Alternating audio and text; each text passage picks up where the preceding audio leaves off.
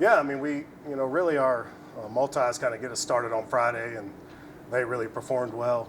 Coach Gibson did a great job getting them ready. So when you have them kind of start the meet off good, it just starts off with good vibes. Kaylee Benton really performed well. She's a Randall High School graduate, and she scored in the long jump later that night, like 12 hours later. So she was at the track for like 12 hours Friday. But Mara Andrich scored in the multi top 3. David Richards top 3. So just a lot of good performances starting the meet off, and then we were just able to score. We scored in every event.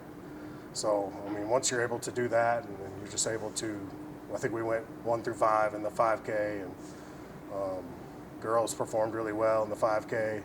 So our distance events scored, I'd have to add it up, 80, 100 points each probably.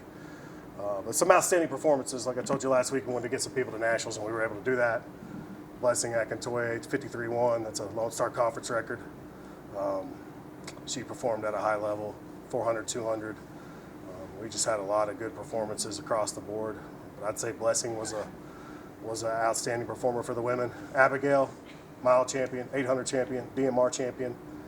She did well as well. And then guys, I mean, our distance crew really stepped up big. Prince will get into nationals with that race in the 800 in the prelim. Jerry Jackbo was outstanding. Doddsy was outstanding. Troy White. List keeps going on and on. But I really thought, man, we needed the triple jump. All 3 of them are going to go to nationals now, men's triple jump. So triple jump was huge for us. And then women's triple jump was huge for us. Lady Cuesta. We have a Lady Cuesta and Manuel Cuesta, brother and sister. They both won the triple jump. They both qualified for nationals. So that was huge for us.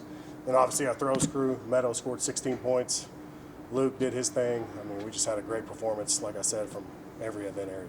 Yeah, you mentioned Blessing. How special was her performance, and just how much does she mean to this team? She means a lot to the team. I mean, she's an outstanding competitor.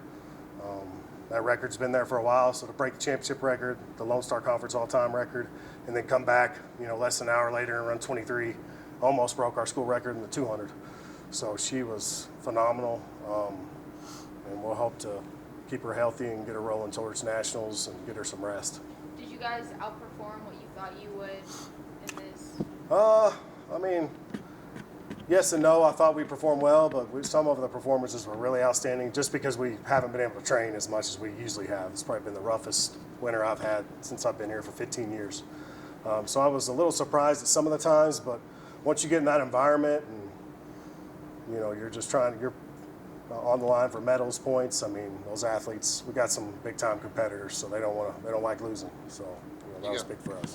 You've got the last chance in Boston this week. A lot of people going after that, just trying to get some final good times in. Oh, I don't know. We haven't decided yet.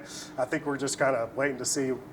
Have a coaches meeting here this afternoon, see if it's worth the cost of it, and see if it's worth another trip on our athletes and leaving again, trying to race again. It's a lot to come off emotionally, physically off the conference meet and then try to hit another time. So at some point we got to just train and rest, and then they've had opportunities and get ready for nationals, and then we still have a whole outdoor season. So we just want to make sure that we're doing the right thing for each person.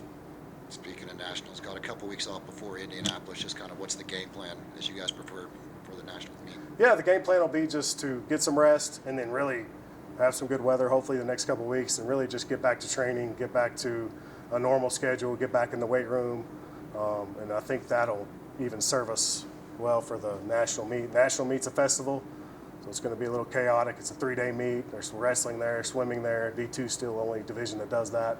So it's a lot of distractions, Indianapolis, long trip, so we'll make sure that we're prepared and focused for that and make sure that our athletes are ready to roll and be at the best they can be.